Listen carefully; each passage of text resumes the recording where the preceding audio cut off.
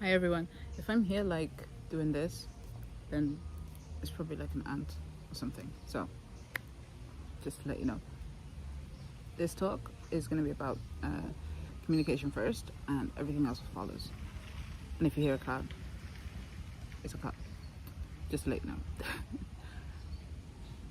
And have you ever been in a situation where you're interacting with someone over the group of people, and then all of a sudden, they go quiet, you go quiet, you're not sure what's going on, or uh, someone approaches you, and I'm sure this is very common, like with anxiety, social anxiety, and you freeze, you don't know how to respond, and sometimes, especially with people who are close to you, with family, or with if you have, extended family, friends, etc., there are shared resources, and with those shared resources, there are things that you have to negotiate, things that you have to come to terms on. I was just reading about how race and culture with small businesses, a lot of if somebody of the same culture with you, so say if a black person came to me to do business, and people's experiences with how they would try and get like a discount, or like some kind of bonus or special treatment, because they're from the same culture or family. And this can happen like insidiously as well, like in a manipulative way. So it's something to like be conscious of. And I just wanted to bring this up and kind of say, like, sometimes, like, before you get into, there are levels to your relationships before you get into things like trading, like in the business, or before you be talking about finances, and if you're like borrowing somebody money, for example, or working with somebody and negotiating the task that you do, it's communication first. And there are levels to that relationship. There's somebody who's an acquaintance or who's a stranger. That's going to be very different communication to somebody who is, your best friend or your partner. And there are three levels to this. Verbal communication, speaking, non-verbal communication, body language, and also I suppose there's written communication as well. Verbal, non-verbal, and vocal. I want to say that from Cues, Vanessa and Van Edwards has a book out, Cues, and she says non-verbal, verbal, and vocal communication are the main ones that she listed. There's a lot of sun and activity. Focus.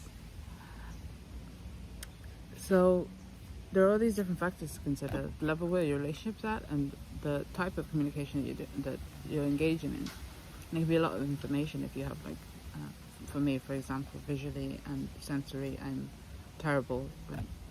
I've spoken about this in other videos.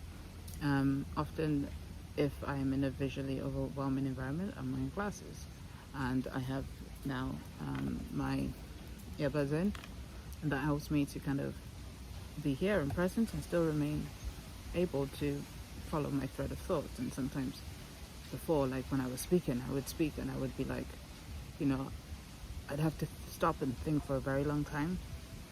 If you watch any of my old videos, the main purpose of this video really is to get you thinking about communication, the levels of communication and the types of communications in your life, because that will come first. Like, before you look at developing your relationship further, before you like get taken advantage of, there's a communication stage, or before, and vice versa. Good or bad, either way, we are animals who interact with each other, who commune with each other in communities. And I kind of want to move away from the word social. I'm not saying it's not important, but when you think social, usually if you have, say for example, autism, on the autism spectrum disorder, or social anxiety, that might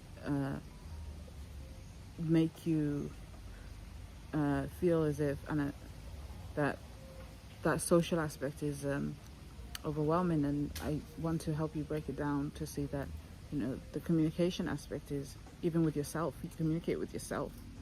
So even if your autism traits have led you to self-isolate, how are you communicating with yourself?